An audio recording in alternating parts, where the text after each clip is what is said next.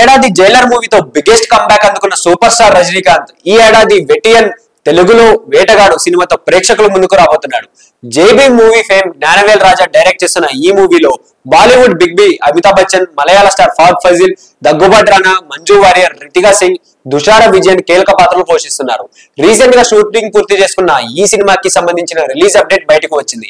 వెటియన్ movie October నెలలో release చేస్తున్నట్లు makers recent గానే పోస్టర్ ద్వారా అనౌన్స్ చేశారు. కానీ అప్పుడు రిలీజ్ డేట్ వెల్లడించలేదు.